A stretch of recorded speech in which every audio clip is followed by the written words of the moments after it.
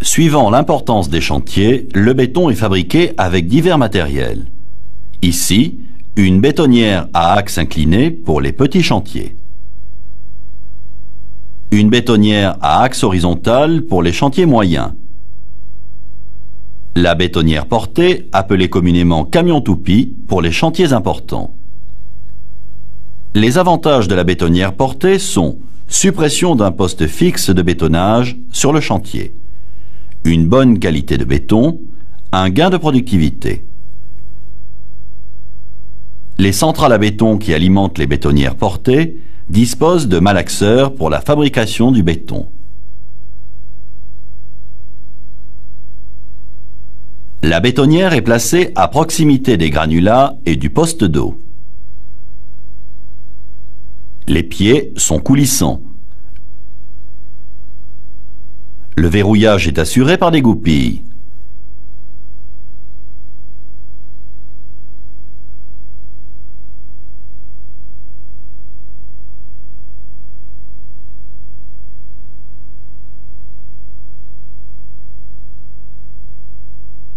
Elle est positionnée de niveau sur ses pieds.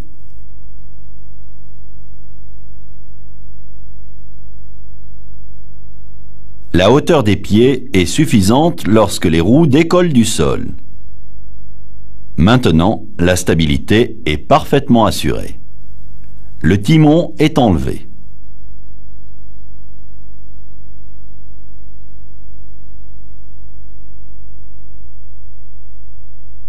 Cette bétonnière est actionnée par un moteur électrique.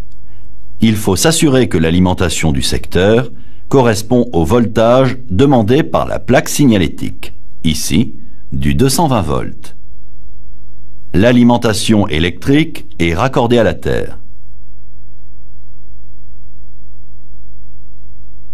Le passage du câble ne doit pas gêner la libre circulation autour de la bétonnière.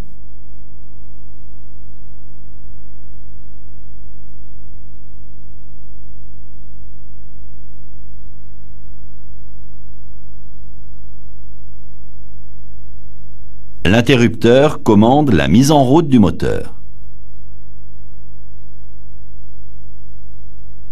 À l'aide de la pédale et du volant, le maçon vérifie le basculement de la cuve.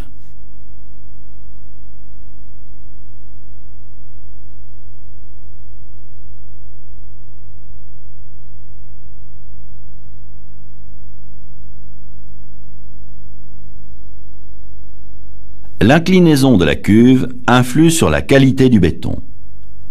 Ici, la cuve est inclinée à 20 degrés par rapport à l'horizontale. Le béton obtenu est de bonne qualité.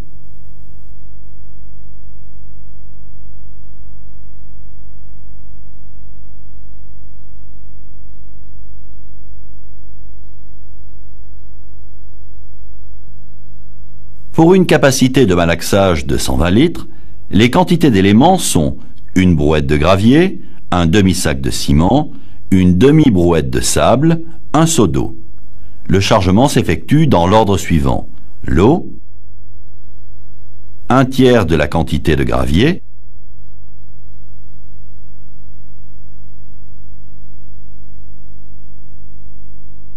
le ciment,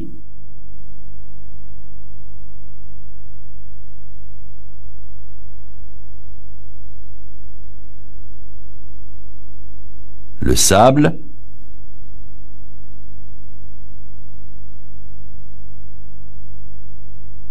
puis le reste du gravier. Suivant la plasticité du béton à obtenir, le maçon apportera le complément d'eau nécessaire.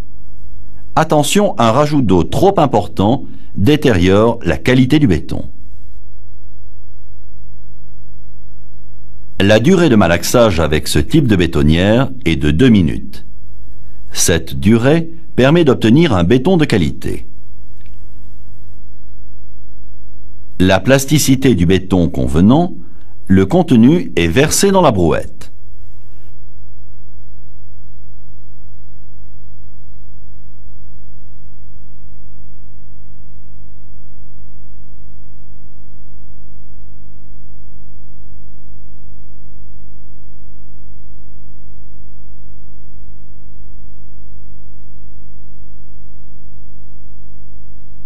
La cuve est humidifiée en attente d'une nouvelle gâchée ou pour être nettoyée.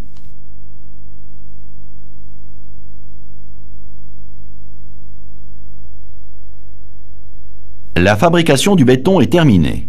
Le maçon nettoie la bétonnière.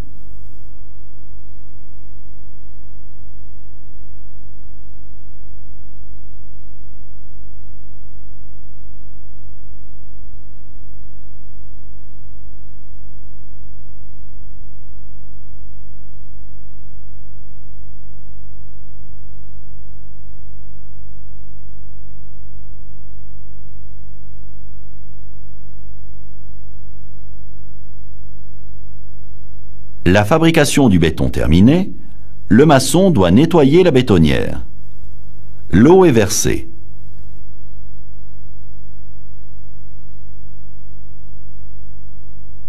Les graviers vont nettoyer l'intérieur de la cuve.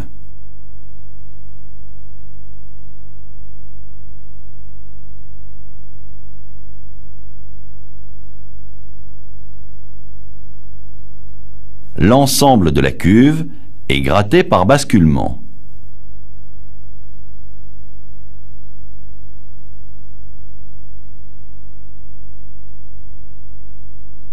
Les graviers et l'eau sont vidés.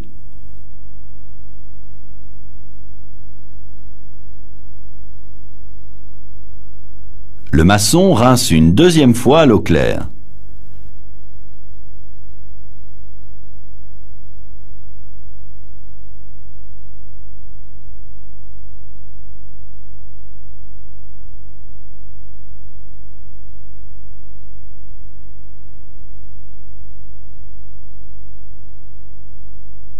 L'extérieur de la cuve est nettoyé.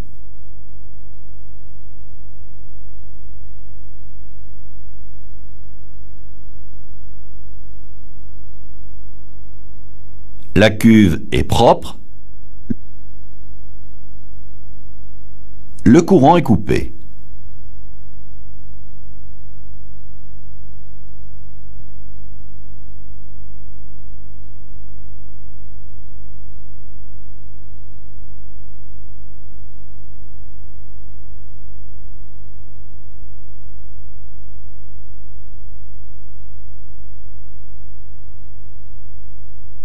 La bétonnière est propre. Le courant est coupé et le câble est rangé.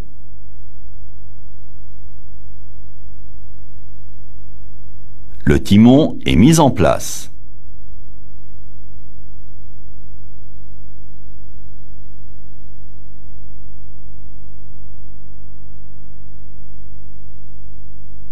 Les deux pieds arrière sont remontés.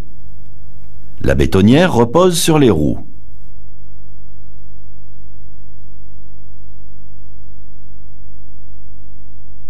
La bétonnière est rangée.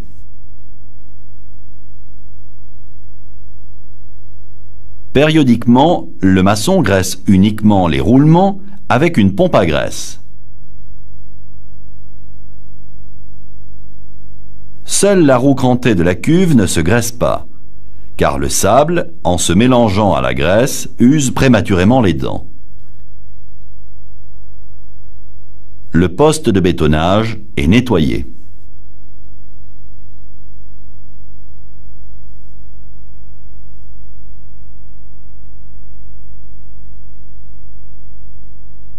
Le maçon met en marche le convertisseur,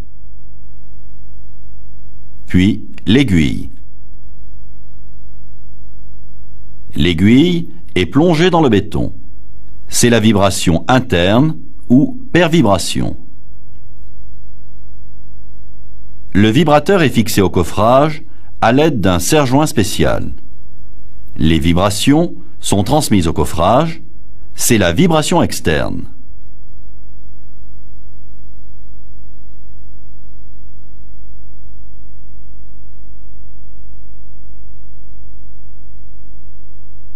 Le convertisseur de fréquence et de tension fonctionne avec un moteur électrique. Il faut s'assurer que l'alimentation du secteur correspond à l'alimentation demandée par la plaque signalétique. Ici, du 380 volts. Le moteur du convertisseur démarre en poussant le bouton noir. Le câble électrique de l'aiguille vibrante est branché sur le convertisseur. Le maçon appuie sur l'interrupteur de l'aiguille. L'aiguille vibre. Le maçon arrête l'aiguille, puis le convertisseur. C'est dans cet ordre que l'opération est conseillée.